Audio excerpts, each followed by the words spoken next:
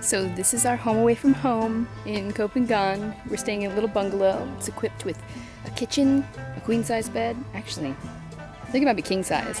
And a little bathroom with a wet shower, which is how they're all set up here. The shower is like right next to the toilet. There's no separation, so it's puddles on the floor every single time. But you get used to it. We are a little bit far away from things though, kind of tucked away, so we have to have a moped, which no complaints here because it's probably the most fun thing to do on the island.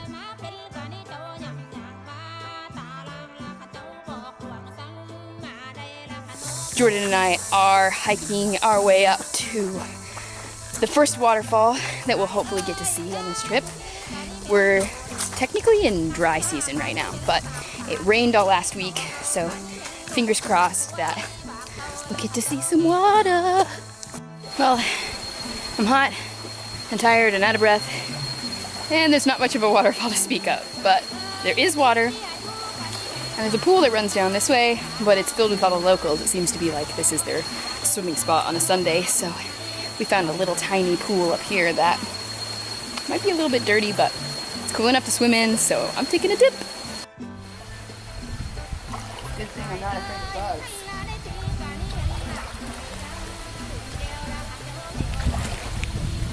This is the most of the fall that we can find. It's a baby fall.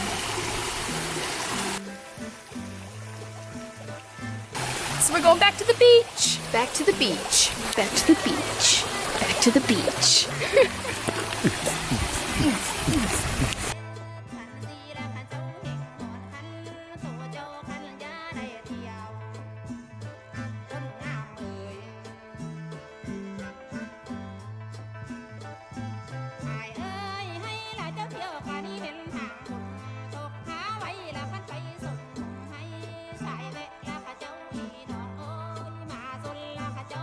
We are at the infamous spot of the full moon party, Hadron Beach, and it's just as I expected it to be. Awful music, but damn, it's beautiful.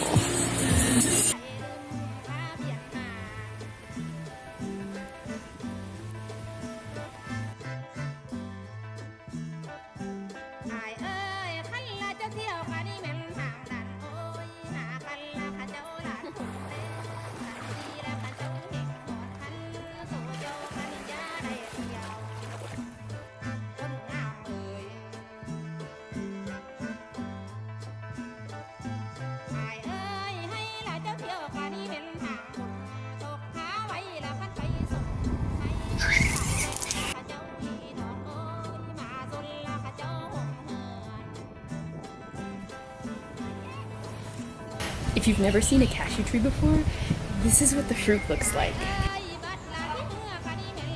Just a warning to anyone, don't touch these. Apparently, inside this part that's hanging at the bottom, which is where that cashew is a caustic liquid, which means that it can burn your skin. This one's a papaya tree, and it's not quite ready, it's still green, but they can grow quite a bit of fruit all along the top.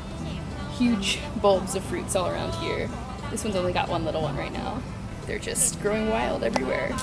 And coconut trees galore! You may not be able to see them up there, but this is a huge field of coconut trees, and we see Thai people out here collecting them every single day. It's like a magical wonderland of fruit. This one is self-explanatory. Bananas! I have to mention that Thai bananas are the most delicious bananas I've ever had in my entire life.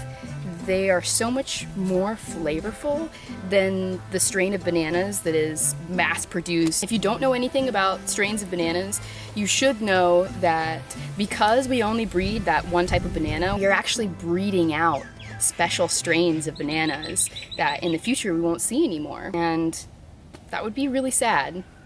If you ever come to Koh Phangan Island, this is the place to eat. It's absolutely delicious, like authentic Thai food. So this is the place.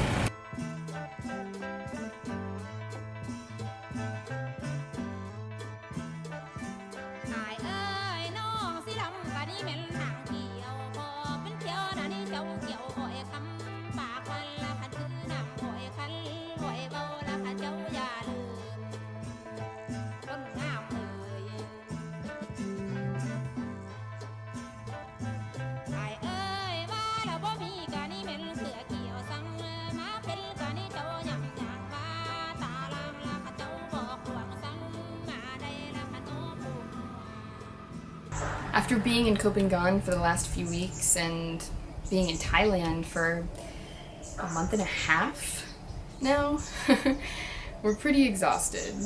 Mostly because we've been moving constantly, and Koh Phangan was our chance to relax for a while and stay in one place. Despite this being the getaway for most people, the ultimate spot for relaxation, we have found it exhausting in other ways. Mostly money, which is what I mentioned in our last episode.